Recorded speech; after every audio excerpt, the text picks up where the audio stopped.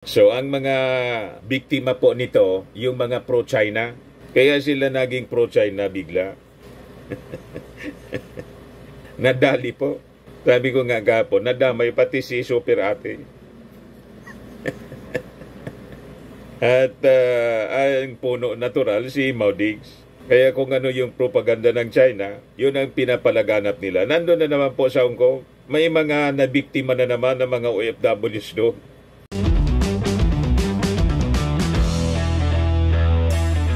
Ito naman po yung bago naming product na binibenta online. Eye Glow Serum, whitening po siya. Tingnan ninyo yung epekto sa aking anak na architect before and now. Yung mga inquiries po ninyo, dumiretso na lang kayo sa kanyang Facebook account, Riz Maravillas. Ito yung good news mga kababayan para sa ating mga mamamayang Pilipino na may totoong pagmamahal sa ating bayan at patuloy na naninindigan para sa pagtanggol ng ating sovereign rights dito po sa West Philippine Sea at hindi sumasang-ayon sa patuloy na pang-abuso sa atin, bullying, harassment, intimidation po, infiltration ng China sa ating bansa. Ano anya yan, Mr. Maravillas? Ngayong araw na to kasi, mga kababayan, yung signing ng Philippine-Japan Reciprocal Access Agreement. Ayan po, mga kababayan, Philippine-Japan Signed Reciprocal Access Agreement. Ganyan ang ating Pangulong Bongbong Marcos. Para itong yung Visiting Forces Agreement natin, mga kababayan sa Amerika, para lalong palakasin natin ang defense ng ating bansa sa pamamagitan po ng pakikipag-alyansa natin militarily sa ating mga kaibigang bansa. Ito siya, nagre-ready na po mga kababayan para sa signing. Picture ito galing sa Radyo Pilipinas. Nagsisipagdatingan na po yung mga bisita, yung mga officials ng Japan at ng Pilipinas. So we have our DFA Secretary and the DND Secretary, Sigibo. Yan yung mga Japanese officials. Inihintay yung ating Pangulong Bongbong Marcos. Ngayon, pag-usapan natin, ano yung pakinabang siyempre ng ating bansa sa pagpipirma ng Reciprocal Access Agreement sa Japan. Sa gitna mga kababayan ng agresyon ng China dito sa ating West Philippine Sea. So yun po yung ating pag-uusapan maya-maya. But before ko ibigay sa inyo yung detalye kung ano itong RAA, click subscribe muna dito sa ating YouTube channel and hit the notification bell para lagi po kayong updated sa mga kaganapan dito sa ating bansa. Like and share na rin po ng ating video. At huwag na rin po ninyo na skip yung ating mga commercial ads para tuloy-tuloy lang ang pag-unlad ng bagong Pilipinas. Sa mga naghanap po ng malinis and spacious fitness gym, pumunta lang po kayo sa aming Colossal Fitness Gym. We also offer Grab Car Rental with our brand new 2023 model ng Toyota Innova. We also offer Grab Car Rental with our brand new 2023 model ng Toyota Innova. We also accept booking for those who are planning to travel via PAL, Cebu Pacific, and other airline companies, local and international. And bills payment for Meralco Bills, PLDT, etc.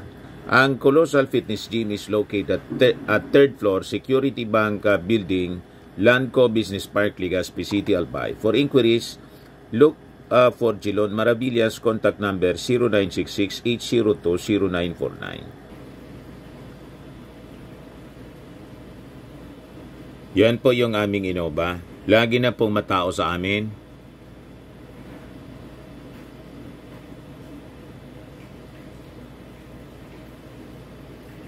Yan po yung bago naming mga clients. Indian National po siya.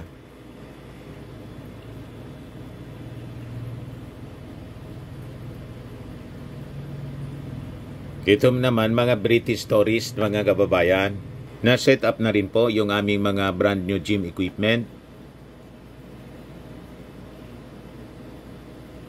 May treadmill na rin po kami. Ito naman po yung bago naming product na binibenta online. Eye Glow Serum, whitening po siya. Tingnan ninyo yung epekto sa aking anak na architect before and now. Yung mga inquiries po ninyo, dumiretso na lang kayo sa kanyang Facebook account, Riz Maravillas. Ito naman po, Firmax Firming and Lifting Cream. Pinapahid po sa mga pulses and affected area. Mainam po ito sa mga pains at paninigas ng mga kaso-kasuan. Ito, Automax Radiant Serum. Sa mukha naman yung application. Anti-aging po siya. You will look 10 years younger than your age. Sa mga cancer patients naman po, baka lang gusto ninyo itong itry. Nengxia Red Mixed Fruit Drink. Hindi man po siya gamot, food supplement siya. Kaya lang, gawa siya mga kababayan sa goji berry. Yung goji berry may anti-cancer properties. O ngayon, yung mga inquiries ninyo, dumiretso na lang po kayo sa aming messenger sa Facebook para masagot namin agad. Ayos pa? Ayos na Mr. Maravillas. So malamang anya Mr. Maravillas dahil dito sa agreement na to, sasama na naman ang loob ng mga pro-China propagandista, pro-China politicians. Malamang po kasi kumikita sila. Sa paghuhudas po sa ating bansa, yan ang nakakalungkot. Mga bagong makapili. Sabi nga natin doon sa previous video natin na kahapon, itong mga pro-China, Filipinos po, na biktima po ng tinatawag na cognitive warfare ng China. Ayan po, China's chilling cognitive warfare. Kinamitan po tayo ng cognitive warfare ng China. Ayan po, sabi dito sa report ng The Diplomat. According to an October 5, 2022 piece in the PLA Daily, cognitive warfare is conflict in the cognitive domain formed from human consciousness and thoughts, which is believed to shape reality in a way favorable to China by influencing human judgment, changing ideas, influencing the human mind through selective processing and propagation of information. In other words, the aim is to gain an advantage in a war by influencing the perceptions of civilians, military personnel, and political leaders who are targeted through various means such as dissemination of information and cyber attacks, causing social confusion, reduced motivation to fight, military demoralization, and among political leaders, reduced judgment. So ang mga biktima po nito, yung mga pro-China, kaya sila naging pro-China bigla. Nadali po. Sabi ko nga gapon, nadamay pati si Super Ate. At ang puno natural si Maudigs. Kaya kung ano yung propaganda ng China, yun ang pinapalaganap nila. Nandun na naman po sa Hong Kong, may mga nabiktima na naman ng mga OFWs doon. Pero konti man lang po. Nandun yung nausog. Ayan po, yung grupong nausog. Nasa Hong Kong, mga kababayan, nandun nagpapalaganap ng kasinungalingan. Mga biktima sila, hawak nila, flag ng Pilipinas. Si Vic Rodriguez nandun. Tignan natin kung sino-sino ang nandiyan. Kawawa naman ito ng mga Filipino OFW sa Hong Kong. Kasi nauto po sila, biktima ng disinformation, misinformation and fake news. Kumakanta sila, mga kababayan ng tawag dito. Si Harry Roque yata ito. Nandun sila. Pilipinas kung minomotya daw. Yan ang kinakanta nila, pero sinusulong nila yung agenda ng China. Importante po tayo, huwag tayong titigil sa pagsishare po nitong ating video. Yan pakiusap ko sa mga Marcos loyalist po. Tulungan ninyo ako na ma-share ang tamang informasyon. Pag hindi po, pati kayo po, magiging biktima kasi pag pinakinggan mo sila, akala mo, pinaglalaban nila yung ating kapakanan. But in truth, hindi po. Kapakanan po ni Xi Jinping ang pinaglalaban nila. Kasi biktima sila ng cognitive warfare. Pinaniwalaan nila yung disinformation ng China. Yan nagkaroon ng social confusion na po sila.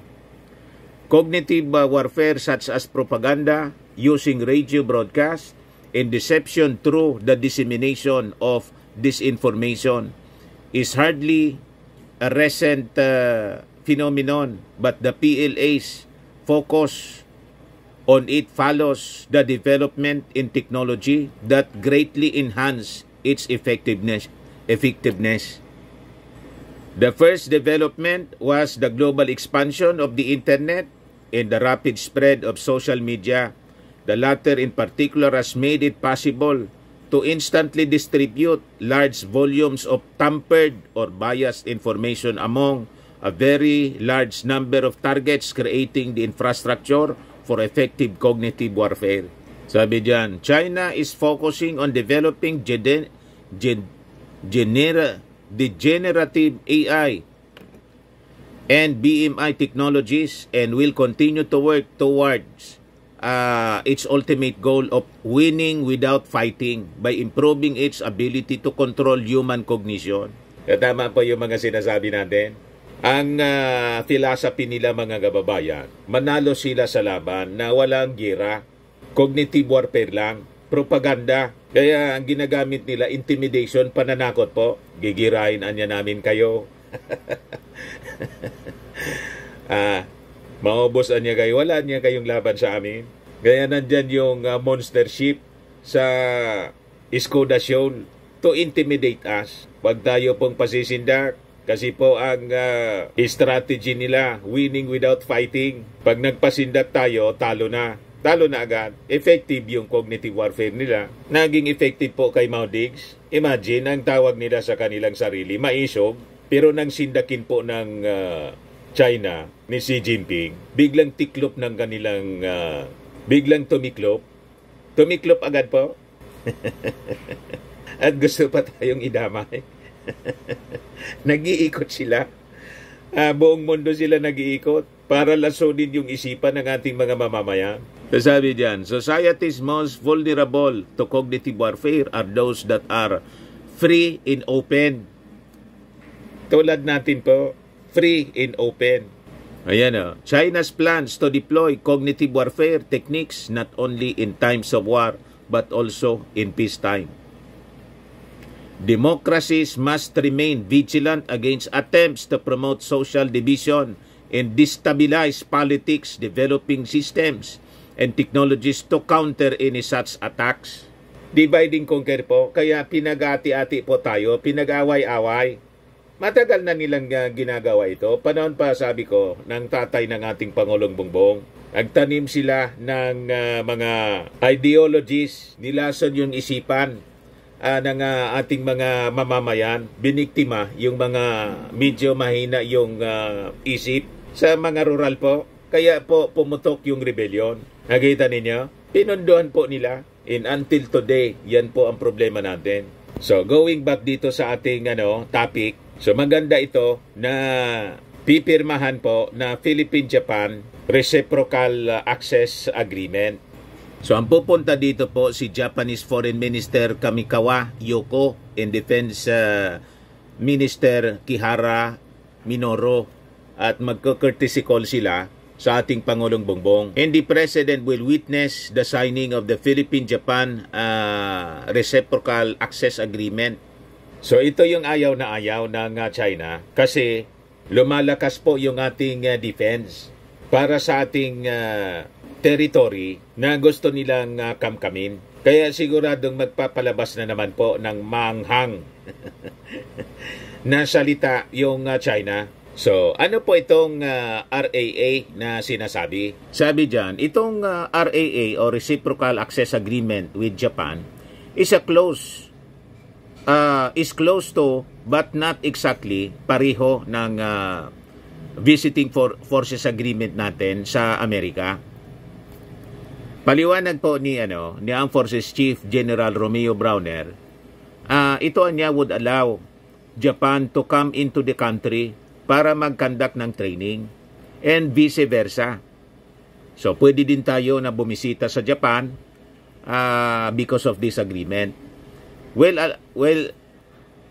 allow the Philippine military at saka yung Japan Self-Defense Forces na mag-conduct ng actual military operations. Actual military operations. So, ibig sabihin, mga kababayan, pag kailangan na natin ng tulong dito, pwede man nga pumasok yung armed forces ng Japan para tumulong sa ating defense. Di ba napakaganda? At tayo din, obligado din tayo na tumulong sa Japan. Reciprocal nga eh. So ito yung sinasabi natin na magandang strategy na naisip ng ating Pangulong Bongbong Marcos. Habang minomodernize natin yung ating defense, we have our allies para suplahin po ang anuman na masamang plano, lalo na po ng China sa atin. Yung China man lang po ang masyadong agresibo ngayon. Pero of course, hindi lang ito para sa China. Any country for that matter na mag-iintensyon sa atin ng masama. So we have our allies, America, Japan, at may negosasyon na rin tayo with Australia. Kaya we have our squad na tinatawag. So sabi dyan, without an agreement bilateral military engagements were generally limited to expert exchanges lang at saka humanitarian assistance and disaster relief operations. So, importante ito kasi dati-rate, pwede lang silang pumunta rito pag may mga disaster tulad ng lindol, bagyo, para tulungan tayo. Pero ngayon, na may RAA na tayo, napipirman ngayong araw na to, pwede na silang pumasok for actual military operations. Pag sinabing actual military operations, just like America, kasama dyan siyempre yung mga gamit. Di ba? Pero siyempre, itong once itong RAA is in place mga kababayan, kailangan itong i-ratify ng Philippine Senate. Ganon din sa kanila, sa Japan, para makapag-participate sila effectively sa multilateral military exercises dito sa ating bansa at sa Japan siyempre. So ang Japan has existing RAA with only 2 other countries, sa Australia po at saka sa United Kingdom. The Philippines, meanwhile, has a status of visiting forces agreement with Australia on top of the visiting forces agreement with the US. So, dumagdag mga kababayan yung ating puwersa. Kasabi ko sa inyo, magdadalawang isip ang China na mag-invade sa atin. Kaya sige lang ang panakot nila. Kasi pag nag-invade sila, that will be a declaration of war. Obligadong sumaklolo sa atin, una yung Amerika, at sabay-sabay na mga kababayan with Japan. So it will be, pati yung Australia. So it will be China against the Philippines, Japan, Australia, and America. So it will be a superior force. Mas malakas na puwersa kaysa sa China. People's Liberation Army ng China. Tama ba? Nakuha po ng ating Pangulong Bongbong Marcos yung strategy tama. Habang siyempre, minomodernize natin ang ating armed forces. Tuloy-tuloy yung ating pag-modernize, pagpalakas po. So ang mangyayari yan, mga kababayan, hanggang pagbabanta lang ang pwedeng gawin ng China. Pananakot. Pero kung sa aso po, hanggang tahol na lang sila. Sige lang ang tahol, hindi man po sila kakagat kasi alam nila, pag kumagat sila, umatake sila, sasakmalin sila ng napakalaking puwersa. Tama? So sabi dyan, Japan's ambassador to Manila, Indo Kayusa, speaking to the media on the sidelines of the GSDF's anniversary celebration, said the meeting is hoped to further strengthen the security cooperation between Japan and the Philippines, which has been growing very rapidly over the recent years. It also comes as superpower China grows more aggressive in flashpoints like the Ayungin Shoal or the Senkaku Islands doon sa Japan, maritime features administered by the Philippines in Japan, respectively. So sabi po ni Joshua Espeña, Vice President ng Manila-based think tank International Development and Security Cooperation, itong anyang RAA is part of Japan's efforts to play a more proactive security role dito sa Indo-Pacific. So sabi dyan, the signing of the RAA And its expected ratification before the legislatures of both countries also means that the Philippines would have military agreements with all three members of the so-called Squad. Itong quadrilateral group that includes the Philippines, United States, Japan, and Australia. So ang magkakalaban ng China po, apat na bansa. Siguradong magdadalawang isip na si Xi Jinping. Hindi niya kaya. Madudurog tayo. Sabi ko nga mga kababayan, kung sa Amerika nga lang po, malayo pa yung armed forces ng China with all the nuclear warheads na 5,500 nuclear warheads. Malayo sa 500 nuclear warheads ng China. Sabihin pa na sila yung may pinakamalaking navy sa mundo. Pero ngayon po pindot-pindot na lang po yung intercontinental ballistic missiles po lang, ICBMs ng Amerika. Hindi mo na kailangan yun na i-deploy pa dito sa Pilipinas. Dito po yung dineploy, yung mid-range missiles. Pero yung intercontinental ballistic missiles po, galing mismo sa mga military base ng Amerika all throughout the world. Kahit saang parte ng mundo, aabot po. Ito po. Ang medium-range ballistic missiles, yung dineploy doon sa Ilocos. Dahil po sa balikatan na sinabi ni Super Ate, targetan niya ng hypersonic ng China, hypersonic missiles. Sabi naman po ni General Browner, wala man na niya kaming natanggap na ganyan na balita.